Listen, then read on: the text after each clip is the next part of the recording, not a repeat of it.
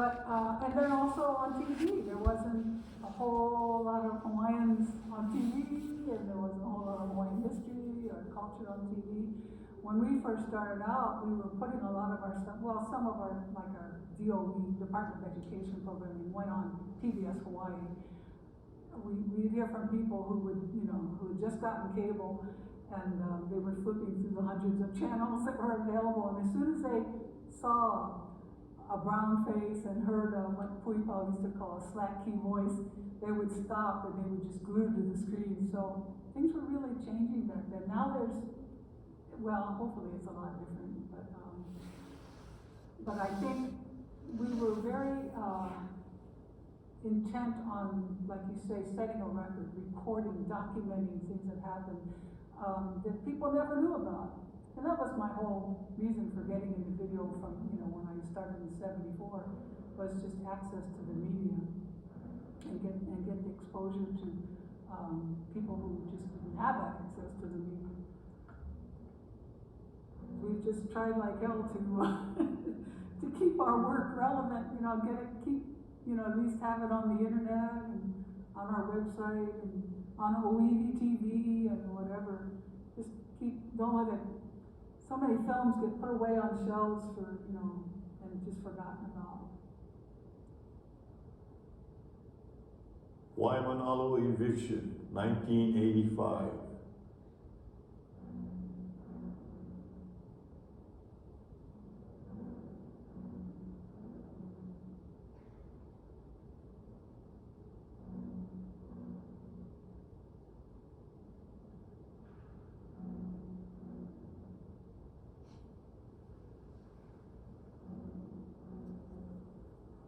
This is Waimanalo, a place on the windward side of Oahu that is traditionally native Hawaiian homeland.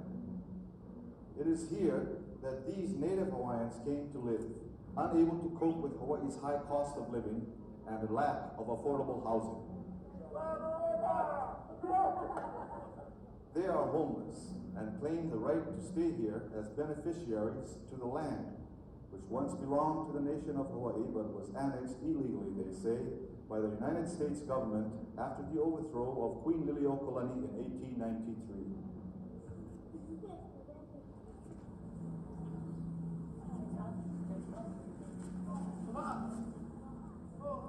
In 1920, this land was returned to Hawaii by Congress to be used for the benefit of Native Hawaiians. But the city and county of Honolulu, maintaining that they are camping here illegally, today moved in to evict.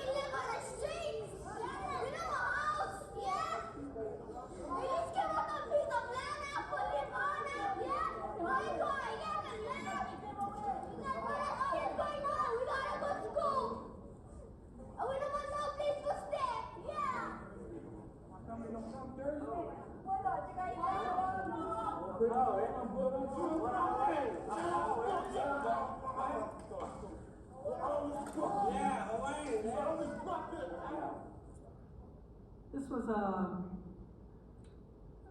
stand that was taken at Waimanalo Beach Park, but we didn't know that we were going to be called late at night and saying, gotta be down here in the morning. They're planning the eviction. And it was kind of a staged stand. I mean, they knew the cops were going to come in. So it was first of all, it's amazing to me that we were allowed to just intermingle with all this action, without being taken away, without being kept away by the police.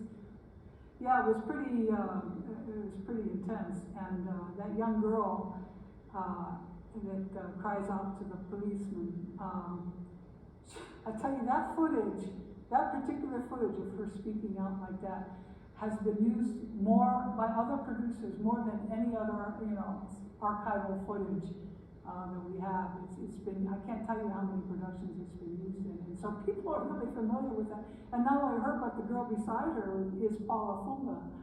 And we didn't realize that, we knew who Paula Funga was, but we didn't realize that the little girl in the video was her until just a few years ago. So that video has been seen in a lot of places all around the world, just because of the strength of those children and them standing up like that. When you showed the community the footage that you captured earlier in the day, what were the responses from the community when they saw what you had captured? That night, they were all over at Quiet Church or someplace. They were all meeting, having an after eviction meeting, and they wanted to see the footage. So we brought the video down. We brought a playback deck down, and a large screen TV, and showed them the footage. And I tell you, there's something about the sense of what I want to say. When people see themselves on the screen, it just gives them a sense of legitimacy. They were just happy that they had been documented, that this wasn't something that just is going to be forgotten about, that it's going to be preserved for history.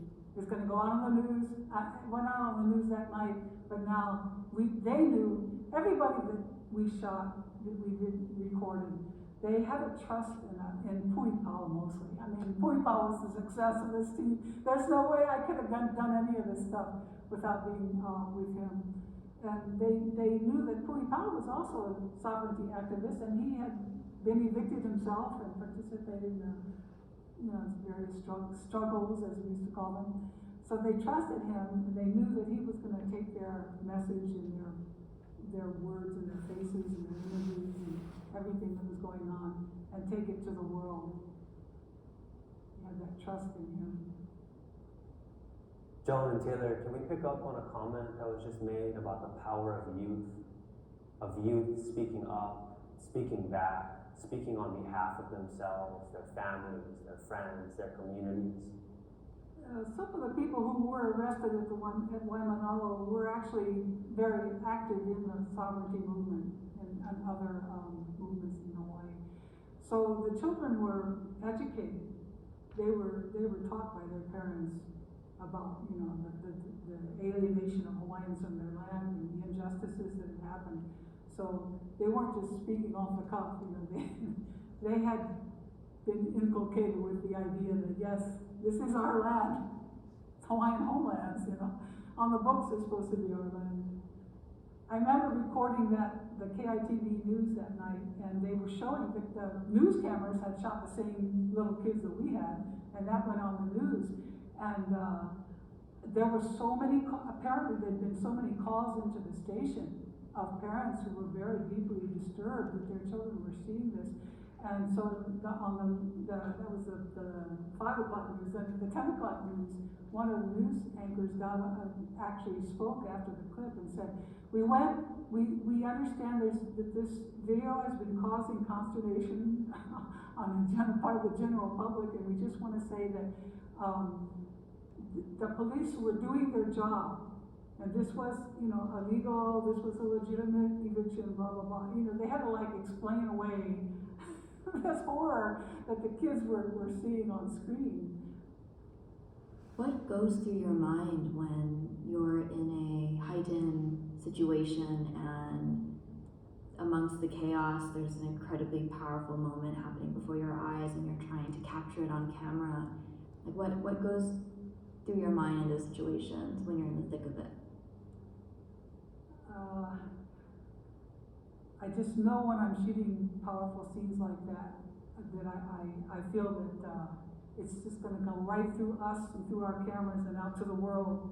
And that's just such, it's a satisfying feeling, even though we're capturing something that's kind of, terrible. At least it's satisfying knowing that it's being documented. The whole world is watching, is what we used to say back in those days. And And you can present to the world something that will hopefully bring shame, a sense of shame to the powers that be on how things are being run. And also pride to those who resist.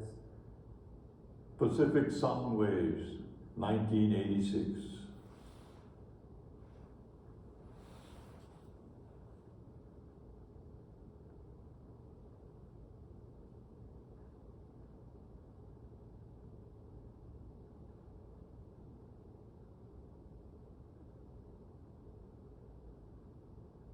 Sunrise, awake, sunset, I see no place to plan, nothing to eat or go.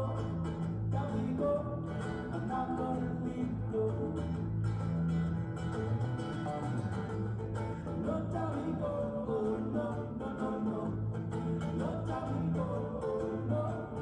Sunrise, awake, sunset, I see no place to fish, nothing to eat or go. Down we go, I'm not gonna leave, no.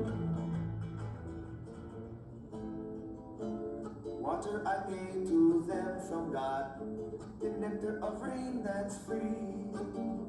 Cities they say they build for all, but they trade the land I live so. No time me go, no, no. No time me go, no, no, no, no. No time me go, oh no. No time me go, no, no. Sunrise I wake, sunset I sleep. No place to fish, nothing to eat, oh no. Tell me go now, not gonna leave. They let go the ocean water, they let go the fish in the sea. Limu mo elepo, change the lifestyle in me. So no tell me go now, no. No tell me go, oh no, no, no, no. No tell me go now, no. No tell me go, oh no. Sunrise I wake, sunset I sleep. No place to plant, nothing to eat, oh no. Tell me go now. We've been here for 65 years and 4 generations. We like to reach your heart and In the valley, why may I live? The valley has so much to give. There in front of me, I've been so blind. But I'm home now, it took some time, so don't tell me go now, no, no, no, no. Don't tell me go, oh no, no, no. Don't tell me go, oh no. Don't tell me go now, no, no. Sunrise I wake, sunset I sleep. No place to fish, nothing to eat, oh no. Tell me go now, not gonna leave. Not gonna leave. I'm not gonna go. There's no place to go.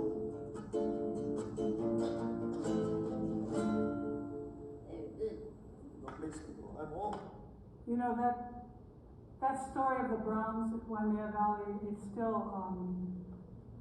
touches my heart so much. That we interviewed Opaka Brown's father, who had lived there from the time he was a little boy, and they used to be their homestead there used to be a place of rest for the tourists. They used to come. This is back in the 30s. I'm talking about. The tourists that would drive around the island. That was like a famous place for the tourists to stop and come in and they'd get a cool drink and they'd be entertained with Hawaiian music and dancing and everything. It was like a regular stop and so the fact that Waimea Falls Park, a tourist destination, would want to get rid of this family, the last Hawaiian family. There used to be lots of Hawaiians living in that valley, and the fact that they wanted to get rid of this Hawaiian family who had entertained visitors back in the past decades, it just blew my mind.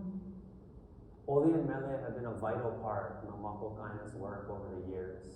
In reflecting on Lopaka Brown's cover of No Tell Me Go, I'm reminded of the importance of protest songs, of songs of resistance, here in Hawaii as elsewhere.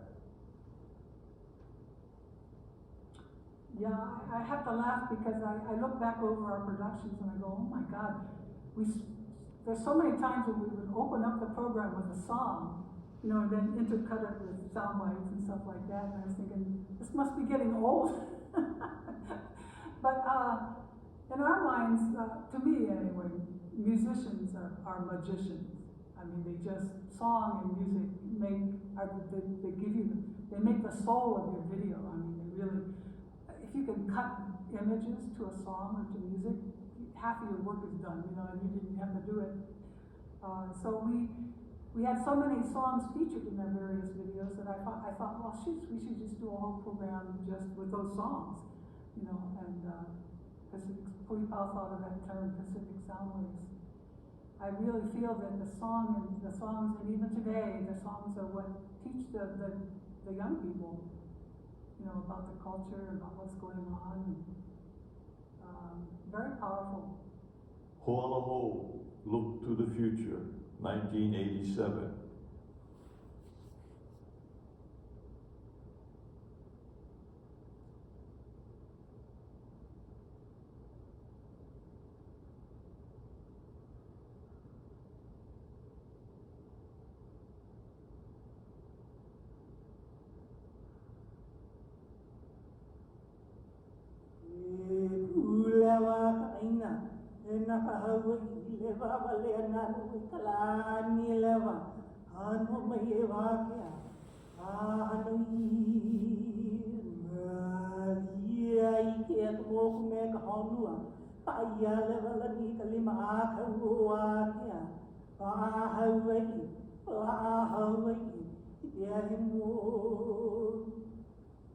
You know, Hawaiians don't do things for people in front of them. They do things for people behind them. You know who's behind me? Behind me is my father, and behind him is his father. And behind that father is another Mahu.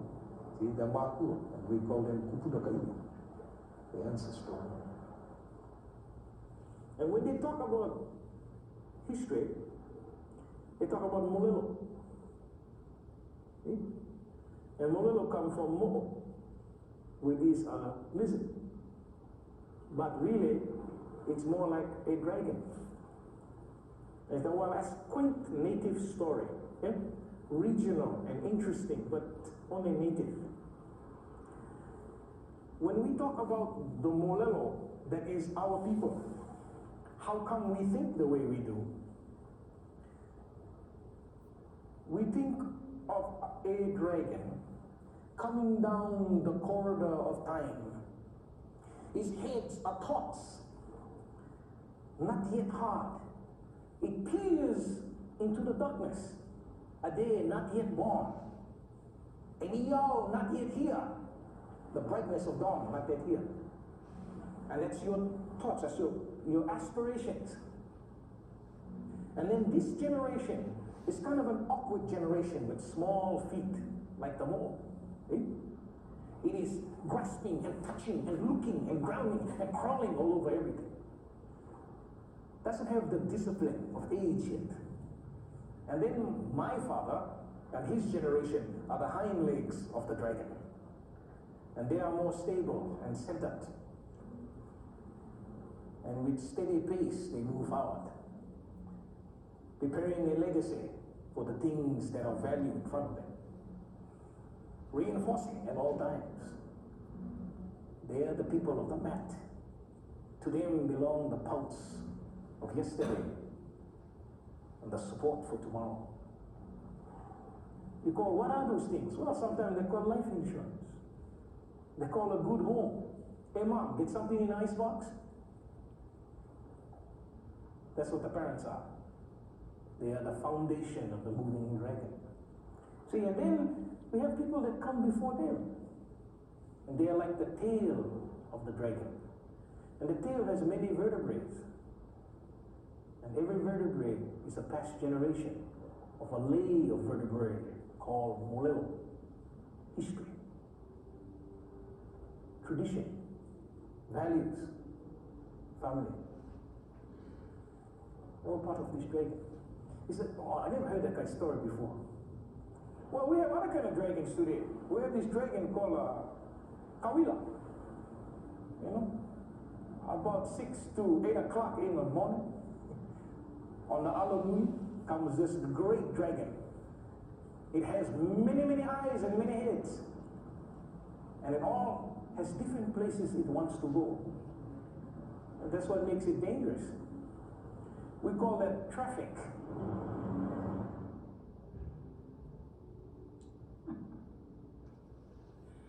You know, we have so much aloha for Sam. He's featured in several of our programs, and he's just one of those priceless. I mean, to me as an outsider to the culture, I mean, I just find that Hawaiians are so, maybe it's their oral culture or whatever, but they're so eloquent. And Sam was just like the quintessential person to have in a program. What's really interesting, this was a program for 4th through 6th graders. I don't know how much of it was over their heads, but the teacher's guide, we did this in conjunction with the Department of Education, and the person in charge of doing the teacher's guide, she made a little diagram of a mo'o, or a dragon, and the children's responsibility was to fill in their names, being the front legs of the dragon, and then their parents' name, and then they had to fill in all the vertebrae going back into time, you know, and fill it, you know, which meant they had to research the names of their grandparents and their great-grandparents and stuff like that, which I thought was wonderful, a wonderful way to bring it home to the children in the classroom. But Sam is really something. I have so much aloha for him. Sam Ka'ai's description of Mo'olelo is beautiful and so apt when we think about the work of Namako Ka'aina. I'm wondering, Joan, how you see Mo'olelo factor into the work that Namako Ka'aina does and the legacy of Namako Ka'aina. Like how would you apply the metaphor of the Mo'o and Mo'olelo in the work that you and Puhipao did and continue to do? Mm-hmm. You know, sometimes I'll watch an older program and I'll see something that we did in one of our programs, but had no idea that we were actually not copying or anything, but doing something similar to what another producer had done. So I guess that's kind of common, you know, art feeds on art. You know, artists borrow from each other, learn from each other. So yeah, I imagine we're all part of a long continuum of storytellers, that's for sure.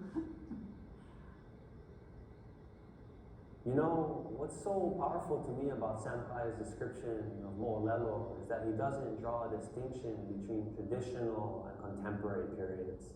It's all part of a continuum. And this is something that you and Puhipao did in your work together as well. Namako Ka'aina utilized new technologies to tell long-standing stories and to focus on deep-rooted knowledge and ongoing cultural practices. You know, before we shot that footage of Sam, we had to sit in his living room for 3 days without the camera. He said, leave the camera, don't bring the camera in. And we sat with him for 3 days, and he told these kind of stories for 3 days. I was dying inside thinking, oh my God, if I could just be recording this, because it was so beautiful. But what he was doing was establishing, he was sussing us out, of course, as filmmakers, and then we were establishing a bond of trust, of course. But I remember Puhipao pretty much crying throughout those 3 days because everything Sam was saying just went right to Puhipao's soul. He said he felt that Sam was expressing stuff that Puhipao knew deep within, but had never expressed that way, you know. I thought that was so beautiful. I just loved seeing all the interrelationships that happened between people who talked with Puhipao on camera. And it was always amazing to me, the things that he could evoke out of people. But as far as using, so of course we're using the new technology. You know, Sam Ka'ai called me the Cyclops. Because all he saw when he saw me was just his one eye looking at him, you know. So it's an amazing term for a new technology, you know, that was recording probably a very deep and ancient wisdom that he was conveying onto videotape and out over the airwaves. You know, you bring up this really key point to the fact that not everything should be captured on camera, that some of the most powerful and meaningful interactions and happenings happen off camera, and oftentimes you have to earn the right to point the camera at something and capture something, and it's a testament to the work of Namako Aina to be able to have built trust with the communities that you've worked with, and earning the right to be able to film and be invited into certain spaces and certain moments to capture what you did. It's a super important point for so many of us to remember. Navai e ho'ola I nawa iwi. Who will save the bones? 1988.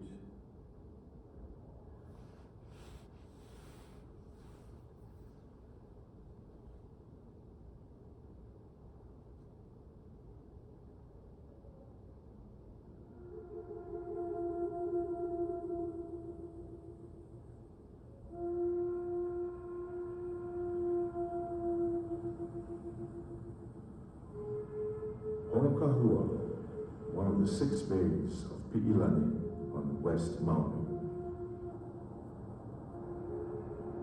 For the past 1,000 years, these coastal sand dunes served as the final resting place for the Hawaiian people who lived on the island.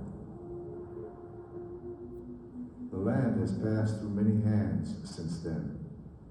Kamehameha, Isaac Davis, Kali Davis, his daughter, Campbell Estate, Baldwin, Maui Land and Pineapple Company. In 1973, Maui Land and Pine began destruction of the burials by mining sand for the Kapalua Golf Course.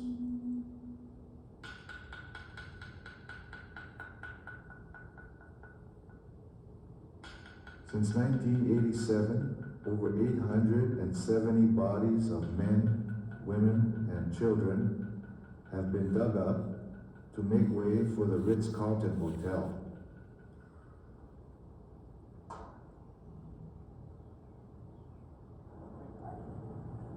I'm an artist, Native Hawaiian artist, and I represent Ohane Noa Foundation, Native Hawaiian Artists Foundation. I'm a Hawaiian, and this is, my ancestry traces back to this particular place, this whole island, Maui. And this cannot happen, this cannot keep going. I cannot see the children being dug up like this. I cannot see our people, our ancestors being dug up like this. How? Can you see your grandparents and your families being dug up? We don't go to your grave sites and dig up your families and take your jewelry and take all your possessions, all your private possessions out and put them in your museums to show the tourists. You don't even give our chance for our bones to disintegrate back to the earth, back to the ash. You take the easy way out by cremation.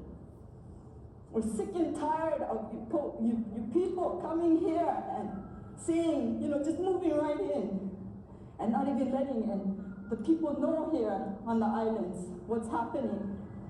My families, they confirm that this whole place is sacred, just the name alone. Take it down, take it in parts what it means. You people don't even care. We're sick and tired of this. Me as an artist, I see this, I envision it, I feel it. Spiritually, I feel it. I feel our ancestors crying out. You people, please stop. Stop. Love already. We're tired. You've taken our spirit away. What more you want? What more? This is my family. Kaikili noi ahumanu. the king of Maui. I'm not a crazy Hawaiian, I'm an educated Hawaiian, and I'm proud of it. I'm a grassroots. Come on, you Hawaiians, wake up. You're taking our babies out from the earth. Come on. You know, we knew this whole burial thing was happening because people had been writing letters to the editor, and finally Ed Kanahele, Paul Kanahele's husband, wrote this very strong letter to the editor, and it was kind of like the call went out to all the islands. Go to Kapalua, you know, so we got ready and we called up Ipo and Kunani who we had worked with on some other productions, including the Department of Education, educational series. And we said, hey, you want to go to Maui with us? So it was a last minute thing, we all headed down to the airport. I had no idea she had those strong familial connections with that place, you know, being part of descendant of Kaikiwi and stuff. So that was really, everything that we did seem to be guided by some spiritual forces of one kind or another.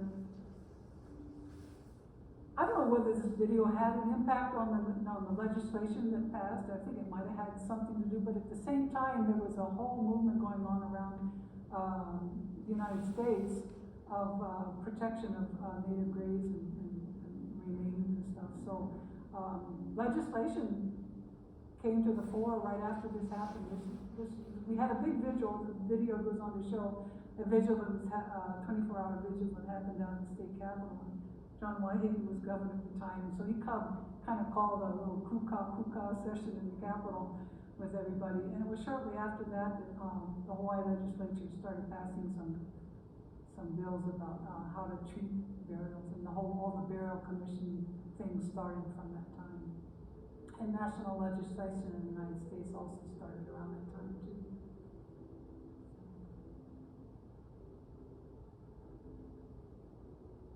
You know that moment where Iponi Pali says, I'm a grassroots? I'm a grassroots. You know, no matter how many times I watch this film, I always remember that line. We hear that term a lot these days. A grassroots initiative, a grassroots organization, grassroots whatever. But you know, you folks really are that. Just like Auntie Ipo, Namako Kaina is grassroots. You've been working on the ground at the front lines within and as part of different communities here in Hawaii for nearly half a century. In this sense, the way that you and Puhipao made your films is as important as what your films were about. Joan, can you speak to what it means to be a grassroots video production team? What kind of challenges did you folks face? What kinds of relationships sustained your practice along the way? The programs that really worked out the best were the ones that there was no funding for. We were just doing it because it needed to be done. But everything worked swimmingly whenever we were doing that kind of production. And later on, when we got these big grants, there was always problems. Money.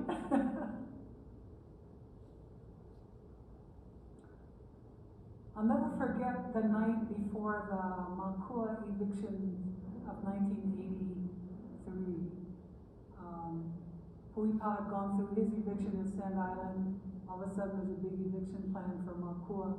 And Puipa was there on the beach. Everybody's sleeping on the beach and with their sleeping bags. And it was a beautiful night. The waves, we could hear the waves. And Puipa had his ukulele and he was just singing. He was just entertaining everybody. Because everybody was uptight. You know, whenever there's a police action, there's always tension, there's nervousness. Especially people who have never been arrested and they knew they were having, you know, it's really a big thing to make a stand and be willing to be arrested. You know, I mean, a lot of times that's shameful, you know, to be arrested. And so a lot of times people have to change their mind around to say, no, this is something that needs to be done and we should be proud to be arrested. But anyway, Puipa's, I went down because I was exhausted after shooting all day, but Puipa was playing the ukulele, and he's making up the words to the song, giving everybody who can, in listening distance, the courage, you know, and the encouragement and everything that they were, everybody's right on the right path. This is what's going to be done, and this is what's going to change things for the better. And I'll never forget that. So we kind of lived with the people we were documenting. We were not just some team that came in from outside for a day or two and then left. You know, we just kind of lived with people, camped out with them or stayed with them, and we became just a part of the ohana, you know. Kaholawe Aloha Aina, 1992.